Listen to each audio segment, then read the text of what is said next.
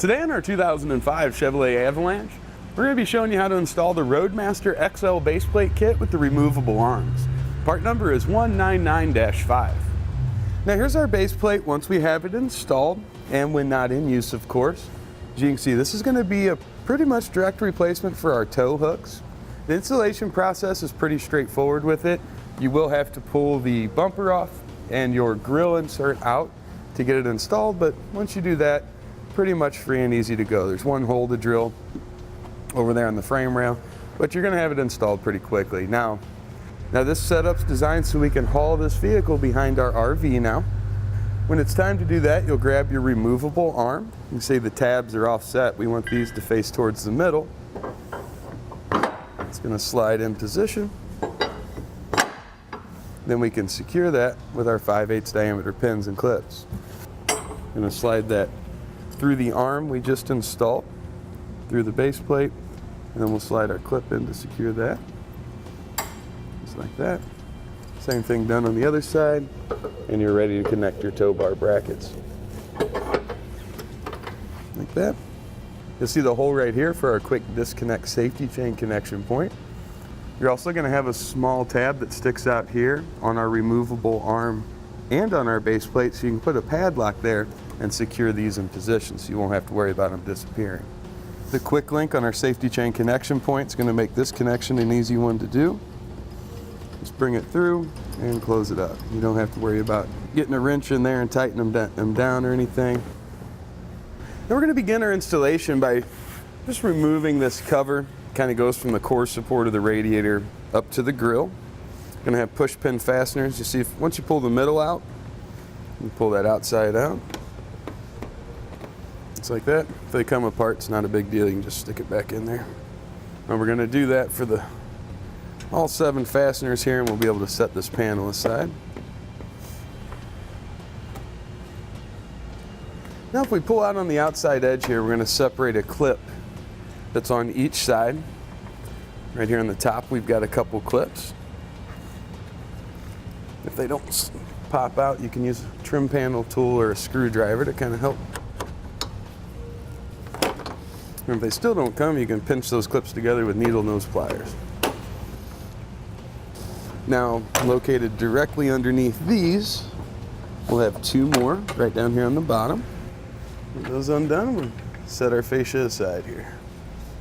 All right, now you'll see if your truck's equipped with fog lights, you're going to have 2 plugs, one on either side here on the back. You're going to separate those. Let me get those up and out of the way. All right, now underneath the truck, this is our frame rail coming up here. You see we've got 2 10mm bolts. There's going to be one on each side here. We're going to take these out and do the same on our passenger side as well.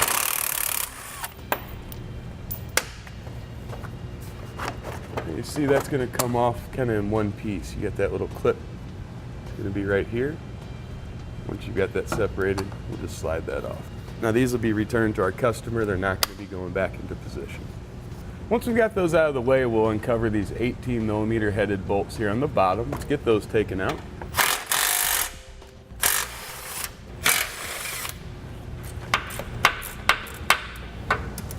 We're also going to remove the longer one that passes through our tow hook here.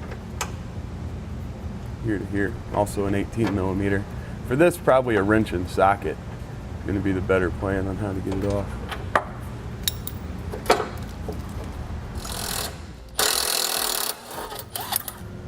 Now on each side, where this brace comes around, we'll have a single bolt to remove there. That has a 15mm head. All right, now we'll come up to the top side of the bumper. Right down behind that edge, we'll have a couple more 15mm headed bolts to take out.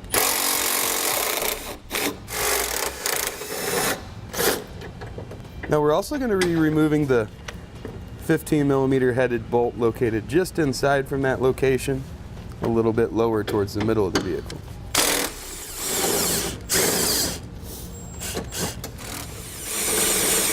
Now while removing this last bolt, you'll want to keep some inward pressure on that bumper. Pull straight on it, out on it there, and we'll get it set aside. Now it's time to get our backing plates positioned. These are going to sit right in the frame rail here. And we're going to be lining the hole up in our backing plate with the hole that's right here in the bottom of that frame. Do that on both sides. Now we'll take our base plate arm. You see there's going to be the smaller tab towards the middle, the larger one towards the outside, just to give you a reference.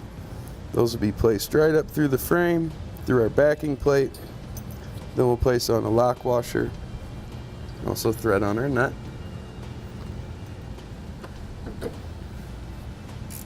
Now you'll want to put a little bit of red Loctite on that stud. And we're just going to run that nut down so that it's what would be finger tight. See how that kind of brings our bracket up. All right, now once we've got our bolt there in the middle torqued down, you see we're going to use 2 of our 1/2-inch bolts with a flat washer, lock washer, and a nut, and we'll get these torqued down as well. And again, remember, red Loctite on everything.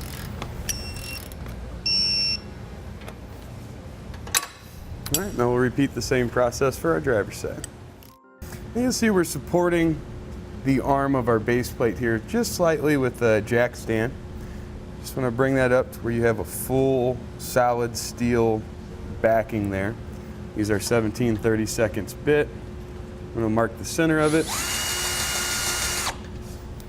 That'll give us our center location. We'll drill a pilot hole and enlarge it finally to 17/32.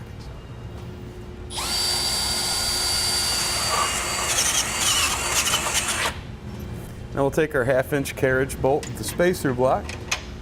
We'll bring that through the hole there. And get our Loctite on there, and we'll add our lock washer and also our hexing.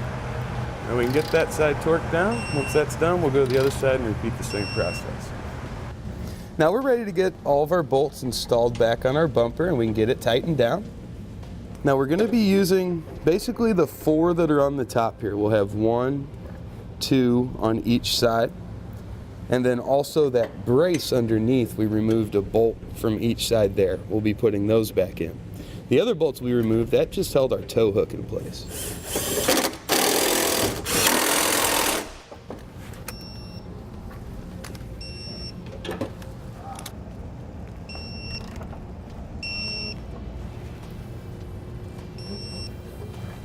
All right, with our bumper secure, let's slide our grill into position. Just get all your tabs lined up, and then should be able to push in firmly. You want to confirm that all of your clips have clipped into position there, including the 2 here on the outside. Now we'll put our upper cover back on here, and